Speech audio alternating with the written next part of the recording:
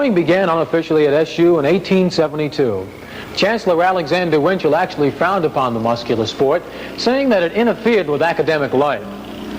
But rowing became a big spectator sport around the turn of the century. So big, in fact, that there was betting. Just like the odds makers operate in Las Vegas today, wagering and odds were made on the IRA regatta. Cornell, the 1903 defending champion, went even money to retain their title, with the Badgers 3-1, Georgetown and Penn 4-1, Columbia 6-1, and the Orange an outlandish 25-1. Well, Jim Ten Eyck's crew proved the odds makers wrong and nipped the Big Red for the 1904 crown. SU last won the IRA championship in 1930. It's been a long 58-year drought, and if not for the persistence of Ten Eyck and Clifford Goes, men who donated more time and sweat to Syracuse rowing than anyone else, the 78 dream would not be realized. The men in the boat, the guys that pull the oars, are a close-knit bunch. I talked with all of them before they departed for Henley on a number of things, from rowing for SU to confidence at the IRA. Rowing at Syracuse is fantastic. It's the best. What's the highest point been for you on the Syracuse crew team? I'd say last year, winning the freshman championship.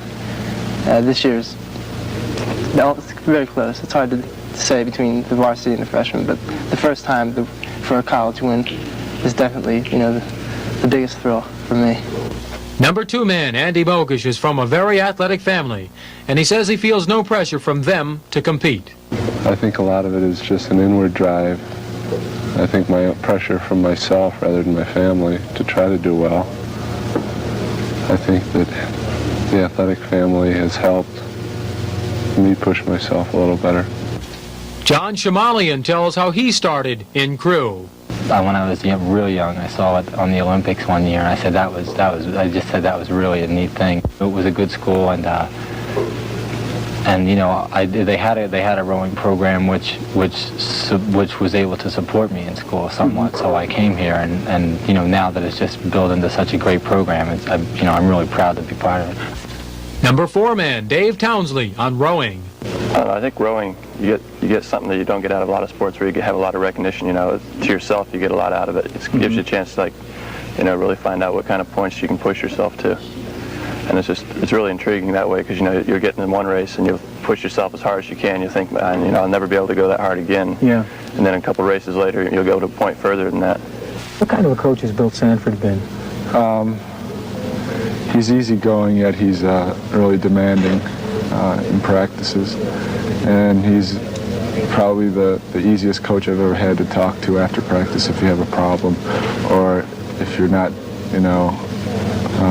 rowing correctly, he'll talk to you afterwards. Intellectual, Tom Evansy.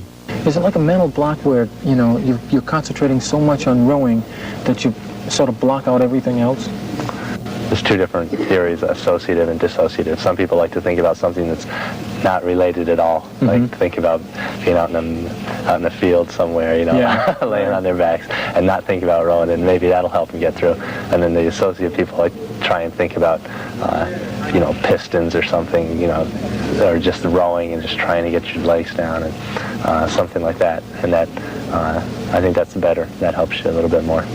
Crew recognition is not that great, but that doesn't bother Bill Reed. I think if you get the recognition from your parents and friends, and it's usually enough for crew. You get used to not having the big crowds and stuff, and it's just a thing that's part of the sport, I guess. Art Sibley talks about the critical stroke position. I look forward to stroking a boat. I've been doing it for the last 3 years that I've been rowing. I did it in high school, and I don't know, I feel like I can, perform pretty well in that position. Coxswain Ozzie Street was confident before, during, and after the IRA victory. If you don't have confidence that you're going to win, you never are going to win. And I really felt that we had a strong boat, and if we just rode a good, strong race, we were going to do well, and we were going to win, and we did. What did you say to the crew as you were swinging into the start line for the start of that last race on Saturday, June the 3rd?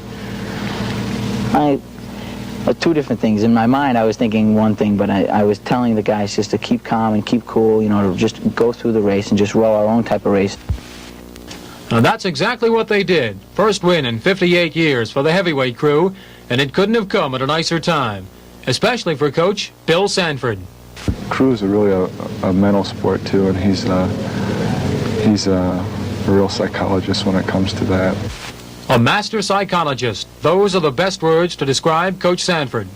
He has a master's degree from Syracuse, has 3 lovely daughters, and he and wife Nancy are mother and father to all the members of the squad. 11 years as head mentor. The first 10 were not easy.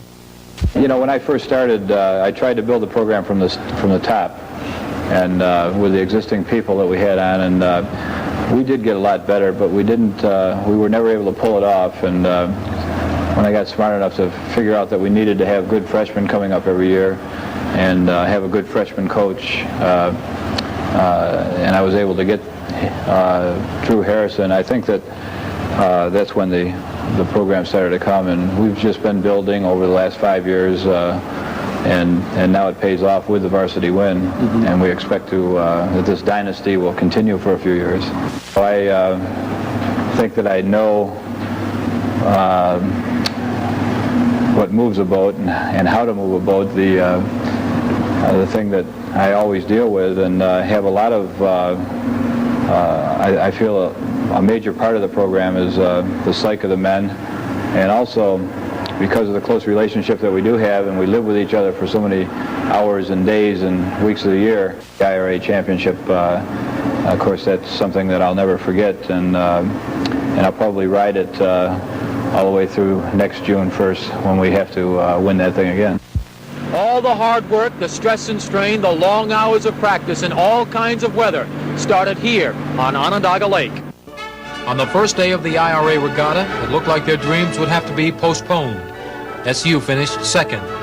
And in the repechage the next day, Syracuse finished second again behind Northeastern. But on the final day, the Orange men would not be denied.